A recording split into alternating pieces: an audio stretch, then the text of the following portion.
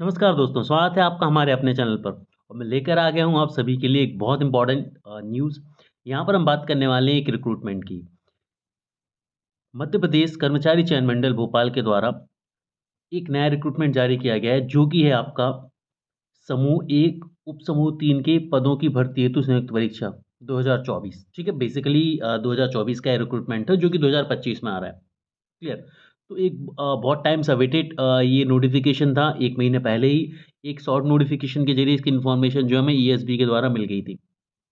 ESB जिसे employee selection board बोलते हैं हम, ईएसबी के द्वारा इसकी बेसिक इन्फॉर्मेशन दे दी गई थी। मैं आप सभी लोगों को बता दूँ कि वो सभी लोग जो जॉब की तैयारी कर रहे हैं, वो सभी लोग जो चाह रहे हैं कि उनकी नियर फ्यूचर में एक जॉब कन्फर्म हो जाए, तो ईएसबी के द्वारा अगले आने वाले इस 1 महीने में डेफ़िनेटली कुछ अच्छी वैकेंसीज़, कुछ अच्छे ऑप्शंस हमें मिलने वाले हैं। तो मैं सभी बच्चों से बोलूँगा कि जो एलिजिबल हैं, जो भर सकते हैं, इन फॉर्म को भरिए और कोशिश कीजिए कि आप यहाँ पर जो है इसमें सिलेक्शन ले जाएँ। देखिए, सबसे बड़ा एडवांटेज ईएसबी के साथ ये है कि वन डे एग्ज़ामिनेशन होता है, मतलब सिर्फ़ आपको एक पेपर देना है, कोई इंटरव्यू नहीं है, कुछ नहीं हो रही थी। आपने से एक पेपर में अच्छा परफ़ॉर्म कर दिया, तो आपका सिलेक्शन जो है वो लगभग कन्फर्म है। सो बिना टाइम को वेस्ट करे स्टार्ट करते हैं हमारी क्लास को, इस सेशन को। तो सबसे पहले कुछ बेसिक इन्फॉर्मेशन मैं आपको बता दूँ कि जो आवेदन करने की प्रारंभ तिथि है 25 तारीख से शुरू हो चुकी है, 25 फरवरी से, और 11 मार्च तक आप इसके फॉर्म जो है वो भर सकते हैं। 11 मार्च तक आप लोग इसके फॉर्म जो है वो भर सकते हैं। क्लियर? बेसिकली 1 तारीख से शुरू हुआ था, 25 तारीख से होना था, लेकिन 1 तारीख से शुरू हो गया है अभी से। क्लियर? अच्छा, यहाँ पर फ़ीस की बात करें तो जो है वो प ₹500 होगी अनरिज़र्व कैटेगरी के लिए और मध्य प्रदेश के मूल निवासी जनरल कैंडिडेट्स के लिए। इसके अलावा ₹250 होगी एससी, एसटी, ओबीसी जो भी रिज़र्व क्लासेस हैं हमारी। यहाँ पर ये बता दूँ कि जो एमपी के बाहर के बच्चे भरेंगे, भले ही वो रिज़र्व क्लासेस के हों, उन्हें जनरल कैटेगरी में ही फ़ाइट करनी होगी। ठीक है? यहाँ पर एक और इम्पोर्टेंट चीज़ की जो आपके एग्ज़ाम हैं वो 15 मई से शुरू होंगे। जी हाँ, तो एग्ज़ाम डेट भी यहाँ पर खोल दी गई है कि भाई मार्च में आपके फॉर्म भरे जाएँगे, अप्रैल का टाइम आपके पास होगा, मई में आपके जो है वो एग्ज़ामिनेशंस होंगे। तो आप ये नहीं समझ सकते कि आपके पास बहुत ज़्यादा टाइम है। ठीक है? अभी से प्रिपरेशन शुरू करनी पड़ेगी क्योंकि कॉम्पिटिशन डेफ़िनेटली बहुत टफ़ रहेगा। तो यदि सिलेक्शन पाना है तो मेहनत करनी पड़ेगी यहाँ पर। ठीक है? आगे की कहानी को समझते हैं। ये एग्ज़ामिनेशन का शेड्यूल है, आप देख सकते हैं। समूह 1, उपसमूह 3 15 तारीख से जो है इसके पेपर चालू हो जाएँगे। 2 शिफ्ट में इसके एग्ज़ामिनेशन होंगे, पहली और दूसरी शिफ्ट में। पहली शिफ्ट मॉर्निंग शिफ्ट होगी जो कि सुबह 7 बजे से लेके 12 बजे तक रहती है, मतलब इस पूरे 5 घंटे में पूरा सिनेरियो होगा। पेपर आपका होगा वो 3 घंटे का पेपर होता है। 9 से 12 तक आपका जो पेपर है वो होता है। 9 बजे से लेके 12 बजे तक पहला पेपर है और ढाई बजे से लेके साढ़े 5 बजे तक दूसरा पेपर है। 3 घंटे का पेपर होता है, बाकी ये रिपोर्टिंग टाइम वगैरह होते हैं। ठीक है, आगे बढ़ते हैं। अब यहाँ पर आप सभी लोग देख सकते हैं कि ये समूह 1 उपसमूह 3 का पेपर है और यहाँ पर आपको तृतीय श्रेणी वर्ग में जो है वो सिलेक्शन यहाँ पर मिलने वाला है। लेकिन यहाँ पर सैलरीज़ काफ़ी अच्छी है जो मैं आपको आगे दिखाने वाला हूँ। उससे पहले हम बात कर लेते हैं सिलेबस की। तो देखिए यहाँ पर 200 नंबर का एक पेपर होने वाला है। यहाँ पर एक ही पेपर होने वाला है और वो 200 नंबर का होगा। और ये जो पेपर होगा ये 100-100 नंबर के 2 सेक्शन में बँटा होगा। ये जो पेपर होगा ये 100-100 नंबर के 2 सेक्शन में बँटा होगा। यदि मैं बात करूँ पहले सेक्शन की, तो पहले सेक्शन में सामान्य ज्ञान, सामान्य हिंदी, सामान्य अंग्रेजी और सामान्य गणित आपको देखने को मिलने वाला है। इसके अलावा दूसरे सेक्शन की बात करूँ तो यहाँ पर आपको जनरल नॉलेज यानी कि सामान्य ज्ञान, सामान्य अभिरुचि यानी कि रीज़निंग, सामान्य कंप्यूटर देखने को मिलेगा और इसके साथ तार्किक योग्यता। क्लियर है? तो बेसिकली बहुत बेसिक से सब्जेक्ट हैं, कोई फ़ील्ड स्पेसिफ़िक सब्जेक्ट यहाँ पर नहीं पूछा जाएगा कि आपको कुछ अलग से पढ़ना है। आप जो नॉर्मल प्रिपरेशन करते आ रहे थे अभी तक, उसी में से यहाँ पर पूछा जाना है। तो बस आपको ये करना है कि थोड़ी-सी ब्रशिंग अच्छे से कर लेनी है, थोड़े से कंसेप्ट जो हैं वो बढ़िया तरीके से क्लियर कर लेने हैं। यदि कंसेप्ट क्लियर कर लिए तो यहाँ पर बहुत ज़्यादा चांसेस बन जाएँ कि आप इस पेपर को क्लियर कर पाएँ। अब यदि यहाँ पर हम आयु सीमा की बात करें तो देखिए सामान्य तौर पर 18 से 40 वर्ष इसकी आयु सीमा है, मतलब ये अनरिज़र्व कैटेगरी के लिए मैं बात कर रहा हूँ, ठीक है? और जो 18 से 45 वर्ष है, मतलब ये किसके लिए? रिज़र्व क्लासेस के लिए, जो भी एससी, एसटी, ओबीसी के बच्चे आते हैं उनके लिए 18 से 45 वर्ष है।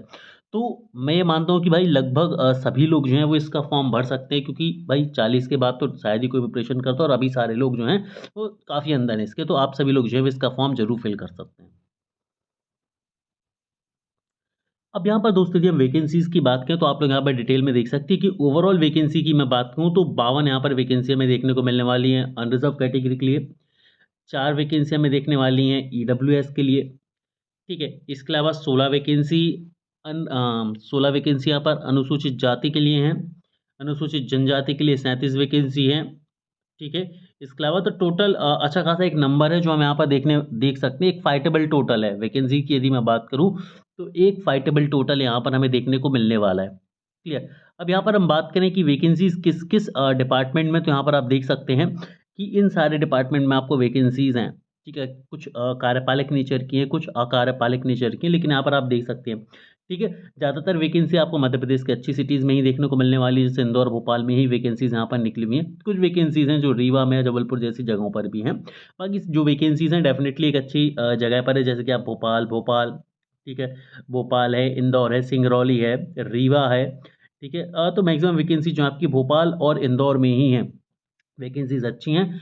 तो मैं सजेस्ट करूंगा कि इस एग्ज़ाम के लिए जो है वो आपको प्रिपरेशन करनी चाहिए। अब वैकेंसी वाइज हम फटाफट से देख लेते हैं कि इसके लिए क्या क्या अर्हता मांगी गई है। जैसे हम बात करें प्रबंधन सामान्य की, तो देखिए प्रबंधन सामान्य की हम बात करें तो इसका जो ग्रेड पे है, यहाँ पर आप देख सकते हैं 32,800 रुपये से शुरू है वेतन। पे लेवल पे बैंड 8 के हिसाब से आता है, ठीक है। मतलब न्यूनतम वेतन 32,800 रुपये बनेगा। ये बेसिक मूल वेतन है, बेसिक सैलरी है। फिर इसमें डीए भी जुड़ता है, डीए जो कि 50% चल रहा है मध्य प्रदेश में, तो आप इसका 50% जोड़ लेंगे तो 16,400 रुपये वो होगा, ठीक है। तो यहाँ से हमें 48,000 रुपये लगभग सैलरी बन रही है। इसके अलावा एचआरए भी मिलेगा आपको, और भी अलाउंसेस मिलेंगे, तो लगभग 55 प्लस इसकी जो है वो सैलरी बनती है, ठीक है।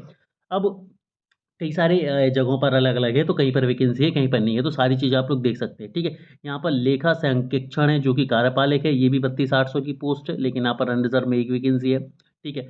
फिर प्रबंधक गुणवत्ता नियंत्रक है, तो एक वैकेंसी। और मैं आपको बता दूँ कि जो सारी की सारी वैकेंसियाँ, आप इनमें से जिसमें भी एलिजिबल है उन सभी के लिए आप अपना प्रेफरेंस भरेंगे। ऐसा नहीं है कि आपको सभी के लिए अलग-अलग से फॉर्म भरने हैं, आप फॉर्म एक ही भरेंगे और बाकी इन्हीं सभी की पोस्टेज़ का आप प्रेफ़रेंस भर सकते हैं जिसमें भी आप एलिजिबल हैं, ठीक है। अब आप यहाँ पर देख सकते हैं कि यहाँ पर एमकॉम मांगा गया है, क्लियर। इसकी हम बात करें तो एमबीए मांगा गया है, क्लियर। इसका हम सहायक लेखपाल की बात करें तो ये सहायक लेखपाल के कुल 31 पद हैं यहाँ पर, जो कि इस तरह से डिवाइड हैं, आप लोग देख सकते हैं अपने हिसाब से, ठीक है। 25,300 इसका बेसिक यानी कि मूल वेतन रहेगा, 60% अंकों से इसमें एमबीए मांगा गया है। इसके अलावा आप सहायक लेखपाल की पद भी देख सकते हैं, जिसमें कुल 24 पद हैं। और सहायक लेखपाल के लिए यदि हम बात करें तो सामान्य ग्रेजुएशन मांगा गया है कॉमर्स का, क्लियर। कंप्यूटर प्रोग्रामर की बात करें तो कंप्यूटर प्रोग्रामर का मात्र यहाँ पर हमें एक पद देखने को मिलता है, जो कि जनरल कैटेगरी के लिए है। 28,700 इसका वेतन है, पे लेवल 8 की ये सैलरी होने वाली है दोस्तों। और यहाँ पर मांगा गया है बीटेक तथा प्रोग्रामिंग का अनुभव, बीटेक तथा प्रोग्रामिंग का अनुभव, बेसिक अनुभव आपको माना गया है। चलिए आगे बढ़ते हैं, आगे की कहानी को हम यहाँ पर देखते हैं। वैज्ञानिक के पद हैं यहाँ पर। वैज्ञानिक के पद की मैं बात करूँ तो आप सीधी भर्ती है वैज्ञानिकों की। और यहाँ पर आप देख सकते हैं कि कुल पद 18 हैं और इसका जो बेसिक सैलरी है वो 56,000 बेसिक सैलरी। अब 56,000 यदि बेसिक सैलरी है, 56,100 रुपये, तो 28,000 रुपये इसका डीए बनेगा। तो उस हिसाब से अब आप सैलरी इसकी कैलकुलेट कर सकते हैं कि कितनी शानदार, कितनी बढ़िया सैलरी जो है वो रहने वाली है। आगे की कहानी, वैज्ञानिकों के 16 पद और हैं। और इसके लिए यदि हम बात करें कि भाई इसके लिए ग्रेजुएशन मतलब बेसिकली क्वालिफ़िकेशन क्या रखी गई, तो आप देख सकते हैं जीव विज्ञान में, पर्यावरण विज्ञान में, शास्त्र रसायन में, रसायन शास्त्र में, इस तरह की चीज़ों में आपसे ग्रेजुएशन जो है वो माँगी गई है। आप लोग देख सकते हैं। ठीक है। इसके अलावा बात करें अनुभाग अधिकारी की, मैं बात करूँ यहाँ से। अनुभाग अधिकारी के लिए यदि हम देखें तो अनुभाग अधिकारी के लिए 56,100 रुपये सैलरी है। एक वैकेंसी है यहाँ पर, ओवरऑल 2 वैकेंसी निकलेंगी।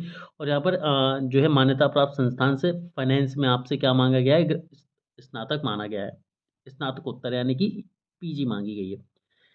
इसके अलावा प्रचार सहायक की भी वैकेंसी है, ठीक है। इसकी यहाँ पर आप क्वालिफ़िकेशंस देख सकते हो। तो यहाँ पर ये सारी वैकेंसीज़ हैं। इस पीडीएफ को मैं हमारे ऑफ़िशियल टेलीग्राम चैनल पर आप सभी लोगों के साथ शेयर कर दूँगा। तो आप यहाँ पर देख पाएँगे, पढ़ पाएँगे कि किस वैकेंसी के लिए आप एलिजिबल हैं, ठीक है। तो एक बहुत अच्छी अपॉर्च्युनिटी है, एक बहुत अच्छा मौका है। मैं बोलूँगा कि वो सभी बच्चे जो किसी भी कैटेगरी में लाइक कर रहे हैं, किसी भी कैटेगरी में अपनी क्वालिफ़िकेशन को यदि पूरा होता हुआ देख रहे हैं, तो उन्हें ये फॉर्म ज़रूर भरना चाहिए, है ना? ये मत देखिए कि 1-2 वैकेंसी दिख रही हैं, ये वैकेंसी अलग-अलग डिपार्टमेंट में है, तो वैकेंसी ठीक-ठाक अमाउंट पे फाइटेबल है। यहाँ पर 1-2 इसलिए दिख रही हैं, क्यों? क्योंकि उन्हें डिस्ट्रिक्ट के हिसाब से और डिपार्टमेंट के हिसाब से कैटेगराइज़ कर दिया गया है।